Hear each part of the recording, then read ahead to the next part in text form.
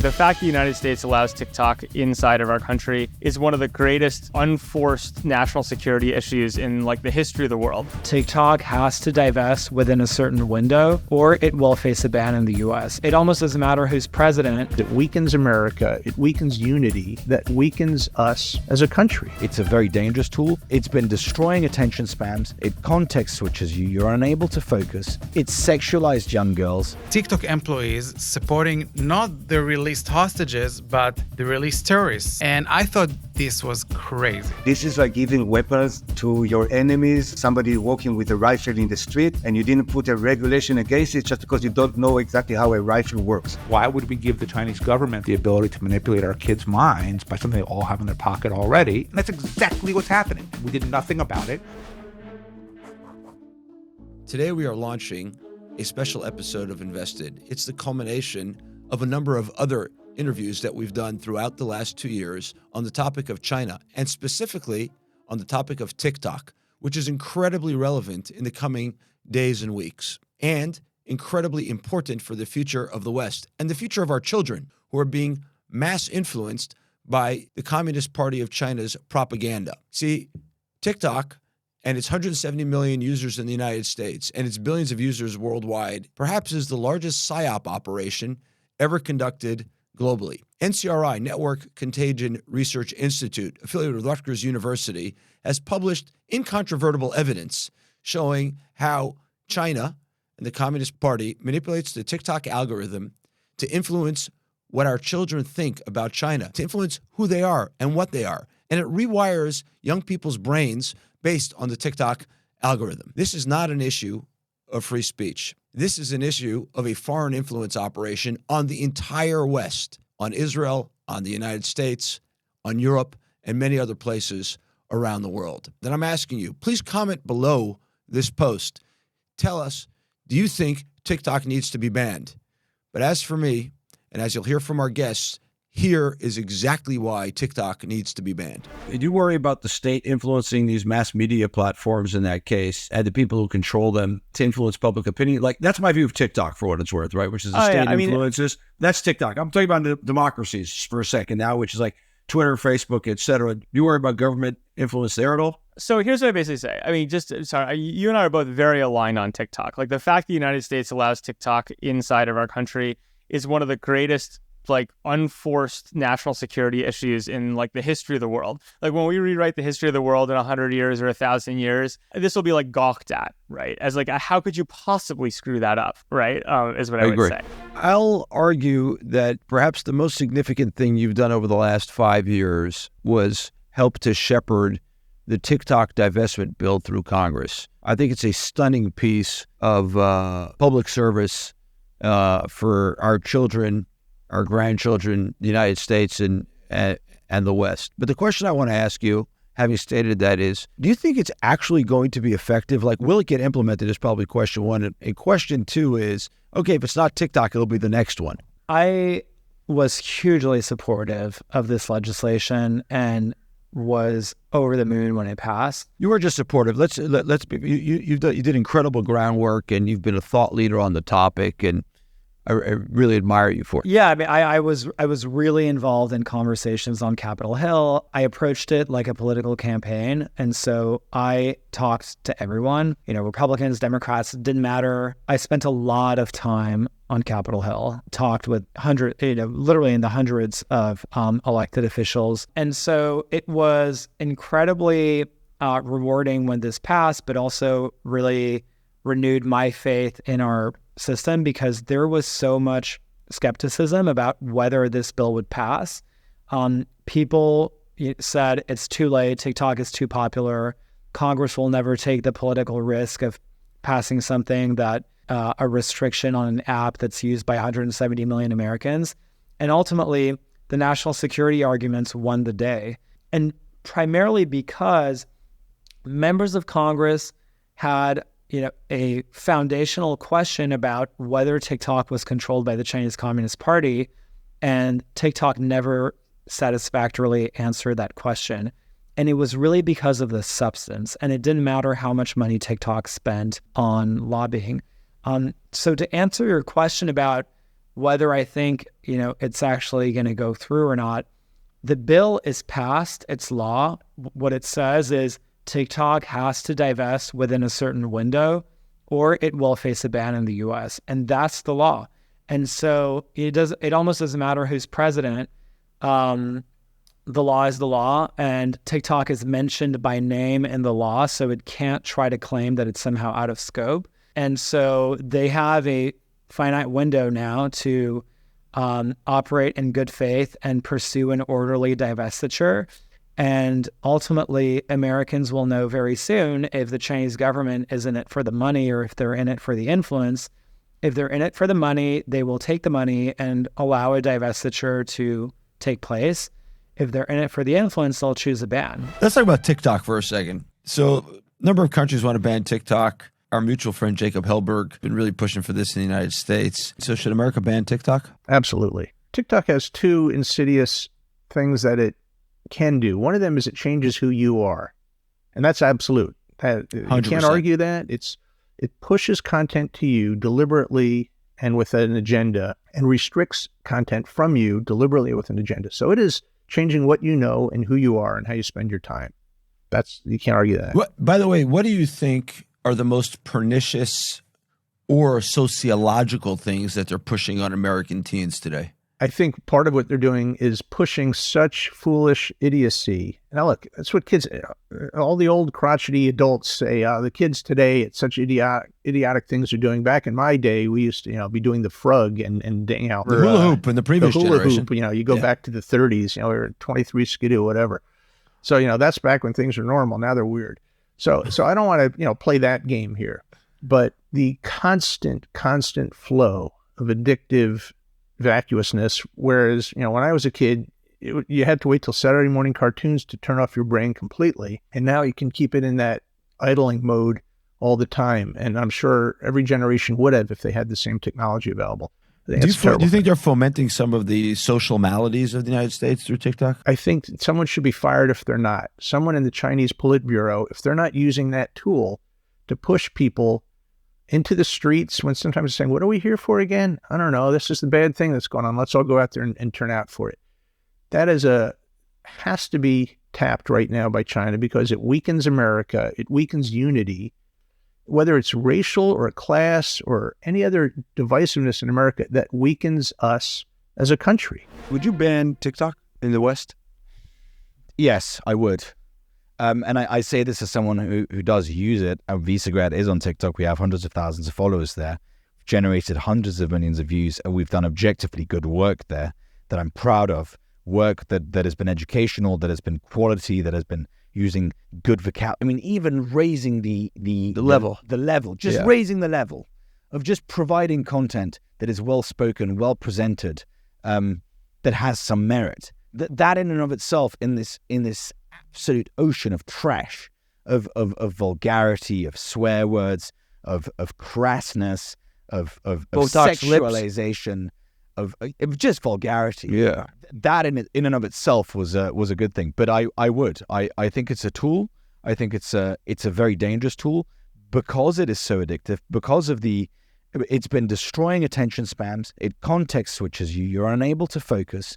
It's sexualized young girls in a very meaningful way, as in these girls, I think that there's a process they go through where they post videos to TikTok, they get some views, and then they realize that slightly more sexual content, more sexualized content will give them even more views. So there's a dopamine hit. And the algorithm rewards them immediately. And suddenly you have incredibly vulgar stuff. And the same with the crassness. You do something stupid and crass and silly. I don't know, there was a trend of people crawling around shopping malls as if they were a sort of caterpillar. It was bizarre. It was stupid, and it wasn't funny, and it was a public nuisance, but it was generating millions of views. So suddenly you had idiots crawling around shopping malls across Europe. And then you had obviously the letter to bin Laden. How is it possible that in the span of 2-3 days, Osama bin Laden is rehabilitated in the mind of Gen Z? In 2-3 days, that level of influence on young people that is manipulated. The algorithm is obviously manipulated. And then you see obviously the Chinese version, the Douyin version, of TikTok, which is promoting an entirely different algorithm. Every 7th video is a video that is from the CCP.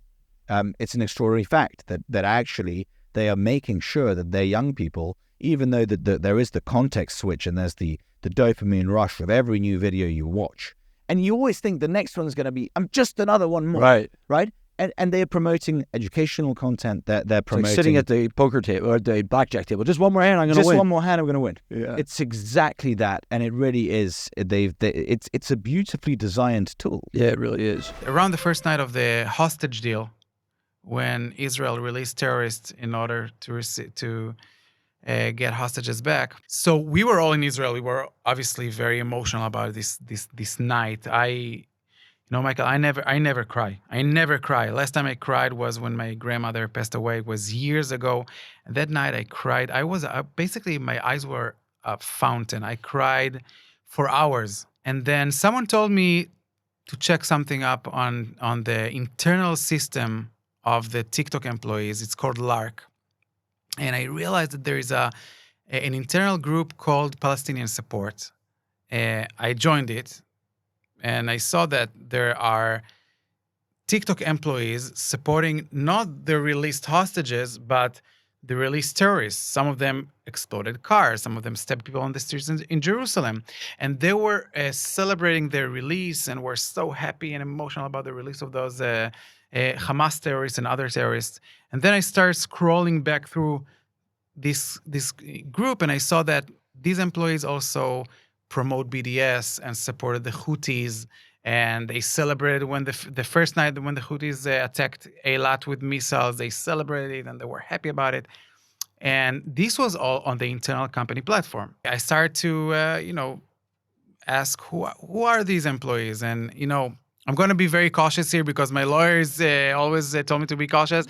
So not 100% of them, sure, but 99.5% of them were in trust and safety teams, meaning they were in charge of the censorship of TikTok. They decided what content goes on and what content doesn't go on. And these are the people who celebrate Hamas and the Houthis and BDS. And I thought this was crazy. This was crazy. And I wrote an internal memo to the company with my initial claim was that there is a bias in policy and bias in content moderation, and then I added these screenshots and information about those internal groups and the trust and safety employees who support terrorists and support BDS. And I also mentioned very hostile environment towards Jews on other TikTok sites. This is something that I haven't personally experienced because I work here in Israel, so there aren't any anti-Semites here in Israel, but I hope so. But in other offices, there were many. Yeah. There were many incidents. There were Jewish employees reported that they came to work after October 7th, and no one spoke to them, including their bosses. They were completely ignored by everyone as non-existent. Okay, or other employees who received very disturbing anti-Semitic remarks. I'll give you one example, and I'll try to do it without too many details. But one of them said that they had a team day, and then they had some games and group games, and then one of them she experienced very harsh remarks about Jews and money and being in control of the world, etc.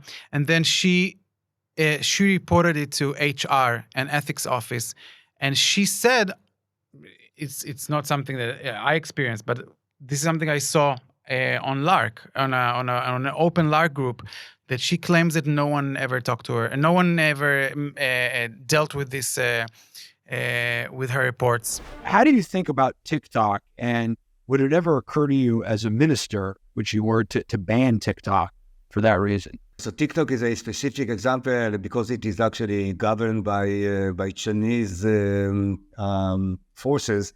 There's always the assumption that something may be there that is not just biased, but also controlled by some central forces. I hate the word regulation. I hate the notion of regulating, the free world and definitely free press and the freedom of expressing yourself and so on.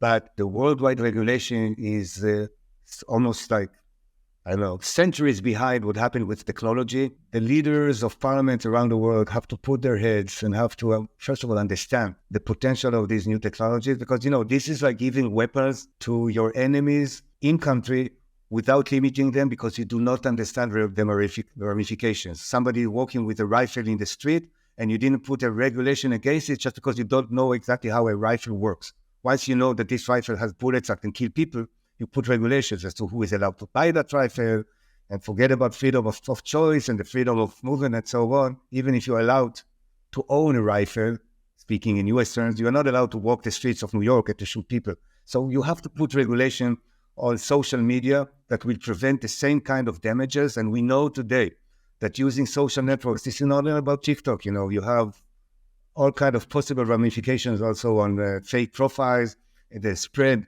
of traveling news and other type of media pieces on Telegram and other social networks. So the regulators have to understand the dangers and have to respond accordingly. We know today that Israel was attacked many times over the last few years on social networks, on Facebook, on Telegram, on Twitter, obviously on TikTok as well, by very specific enemies using all kind of targeted psychological weapons in order to affect the society here. So this is not just a theoretical situation. The regulators have to respond, have to understand, and do this rather quickly. Speaking of social media, what do you think should be done with TikTok? Ban it. I mean, not even a question. I was for banning TikTok long before October 7th. And there was a poll today in the New York Times that showed Trump beating Biden among young people. And I directly attribute that to TikTok, right? TikTok has been so blatantly pro-Hamas, pro-Palestinian, anti-Semitic, anti-Israeli, that it has wildly changed perceptions in a completely misguided way among American youth, and that has changed the political dynamic here meaningfully. And, it's funny, a couple of years ago when Trump started talking about it, and he was right at the time, but he never follows through on anything, it was, the argument was, why would we give the Chinese government the ability to manipulate our kids' minds by something they all have in their pocket already? And that's exactly what's happening. And we did nothing about it, and we're doing nothing about it. And this, again, gets back to sort of the mobile voting thing, which is we're so polarized that we can't function any longer, right? Forget about appropriating more aid to Israel, which Washington's now having to do through executive powers because he can't get Congress to act in any way. Even stuff that's happening here domestically that's destroying our own kids' minds, and whether that's how social media has driven teen suicide up by 200%, or the influence of TikTok right now, we can't do anything about it because we're too divided. And I think that either one, we come back together, and that happens through technology and through mobile voting, or two, your point, I just think that it's much sooner than 2050, states start seceding, right? And there could be a world where you say, you know what? We can't get anything done in the U.S. The current system is completely broken. A national divorce makes sense. Let's have something more like the EU. That may be the way to go. All of my guests think that TikTok should be banned, but I want to hear what you have to say. Do you think TikTok should be banned? Please comment below. Thank you so much for listening to this episode on this very critical topic. If you liked the episode and liked the podcast and want more like this, please rate us 5 stars on Spotify, Apple Podcasts, or YouTube. Comment on our YouTube posts so that we can keep delivering you this super important content.